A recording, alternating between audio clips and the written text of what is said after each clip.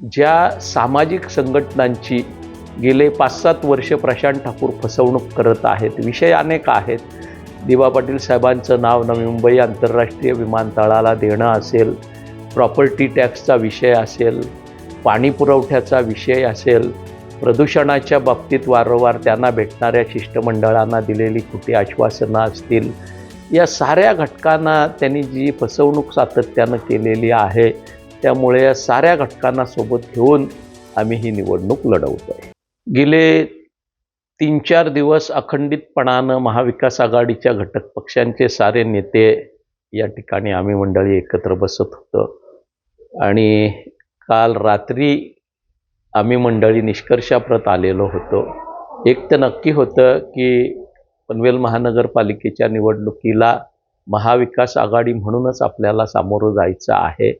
पण तरी देखील प्रत्येकजण आपापल्या पक्षाचं हित राखण्याच्या दृष्टीनं आम्हाला ह्या सीट हव्यात, त्या सीट हव्यात हा प्रयत्न करत होता. काल काँग्रेसचे जिल्हाध्यक्ष सुदाम पाटील यांच्या निवासस्थानी आम्ही बैठकीला बसलेलो होतो आणि त्या ठिकाणी या महाविकास आघाडीच्या एकत्रितपणानं निवडणुका लढण्याच्या निर्णयावर शिक्कामोर्तब झालेला आहे.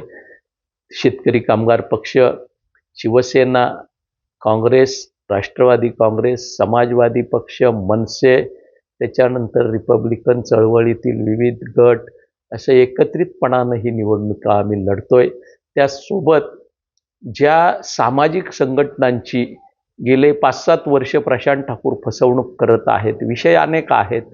दिवा पाटील साहेबांचं नाव नवी मुंबई आंतरराष्ट्रीय विमानतळाला देणं असेल, प्रॉपर्टी टॅक्सचा विषय असेल, पाणी पुरवठ्याचा विषय असेल, प्रदूषणाच्या बाबतीत वारंवार त्यांना भेटणाऱ्या शिष्टमंडळांना दिलेली खोटी आश्वासनं असतील, वाहतूक कोंडीचा प्रश्न असेल, विद्यार्थ्यांना महापालिकेच्या वतीनं त्या ठिकाणी CBSEचं शिक्षण उपलब्ध करून देणं असेल, आरोग्याच्या सुविधा असतील, तरुणांच्या हाताला रोजगार मिळवून देण्याच्या दृष्टीनं धोरण असेल, महिलांचं सबलीकरण करण्याचं धोरण असेल, या साऱ्या घटकांना त्यांनी जी फसवणूक सातत्यानं केलेली आहे, त्यामुळे या साऱ्या घटकांना सोबत घेऊन आम्ही ही निवडणूक लढवतो आहे. तर जागा वाटपाबद्दल काही चर्चा झालेली आहे? निश्चितपणानं आम्ही बसलो होतो त्यावेळेस जागा वाटपाचा निर्णय आम्ही फायनल केलेला आहे.